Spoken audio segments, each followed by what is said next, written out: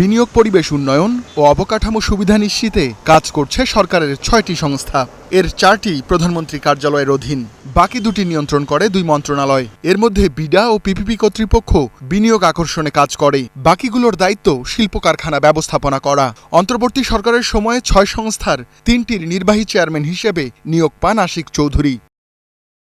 দায়িত্ব নেয়ার কিছুদিন পর হঠাৎই সব সংস্থাকে একীভূত করার আলোচনা তোলেন তিনি। বিভিন্ন মহলের আপত্তি সত্ত্বেও উদ্যোগ নেন আইনি পর্যালোচনার। এছাড়া ১০ কোটি টাকা ব্যয়ে পরামর্শক নিয়োগের আলোচনা ওঠে জোরালোভাবে, যদিও এই ব্যবসায়ী নেতা বলছেন এমন উদ্যোগ ছিল অপ্রয়োজনীয়।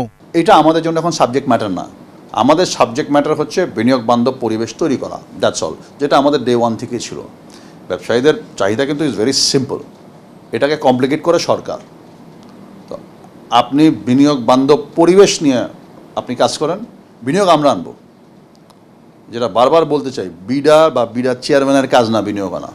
এই উদ্যোগ পর্যালোচনায় গত ২২ এপ্রিল বৈঠক করে মন্ত্রিপরিষদ সচিবের নেতৃত্বাধীন কমিটি, যারা সিদ্ধান্ত দেননি একীভূত করার। তবে কাজের ধরন এক হওয়ায় বিডার সঙ্গে পিপিপি কর্তৃপক্ষকে যুক্ত করার বিষয়ে মত দেয় কমিটি। আর এই উদ্যোগ সফল হলে পরবর্তী পর্যায়ে একীভূত করা হবে বেজা ও হাইটেক পার্ককে।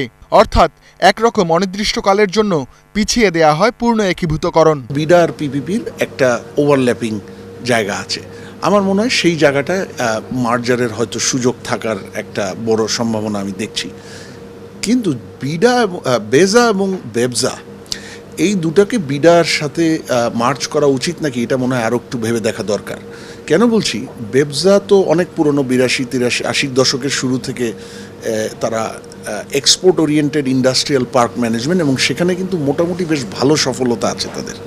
বেবজা কিছুটা ইনভেস্টমেন্ট প্রমোশন করে, কিন্তু ওইটা কিন্তু ওদের মূল কাজ না। তাদের মূল কাজ ইন্ডাস্ট্রিয়াল পার্ক ম্যানেজমেন্ট। অর্থনীতিবিদ ও ব্যবসায়ী নেতারা বলছেন এসবের চেয়ে বরং ব্যবসার পরিবেশ উন্নয়নে বিডার মনোযোগ দেয়া বেশি জরুরি।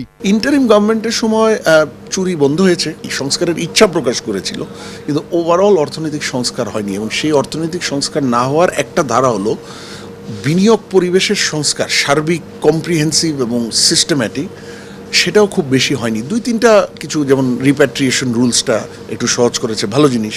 এক্সপোর্টার বন্ড, পার্শিয়াল এক্সপোর্টারদের বন্ড একটু সহজ করেছে, ভালো জিনিস। Your job is to coordinate with all these ministries, যে আমাদের বিনিয়োগ পরিবেশের জন্য কোন কোন জায়গায় নীতি সহায়তার কারণে বাধাগ্রস্ত হচ্ছে বিনিয়োগকারীরা, সেটা আপনার কাজ। আপনাকে বলা হয়েছে আপনি কাস্টমসকে ঠিক করেন, আপনাকে বলা হয়েছে আপনি এশিয়া মহাদেশের মধ্যে আমাদের জন্য একটা কম্পারেটিভ ট্যাক্স রেট দেন, যেটা দেখে আকর্ষিত হয়ে বিদেশি বিনিয়োগকারীরা আসবে। আপনাকে বলা হয় না এই দেশ বিদেশ ঘুরে প্রেজেন্টেশন দিতে, আপনাকে বলা হয় না একই প্রাইভেট সেক্টরের সাথে বারবার মিটিং করতে। ভালো, প্রাইভেট সেক্টর এঙ্গেজমেন্ট ভালো, আর এক কথা বারবার কেন? আপনি কি জানেন না এক্স্যাক্টলি প্রাইভেট সেক্টরের সমস্যাগুলো কি?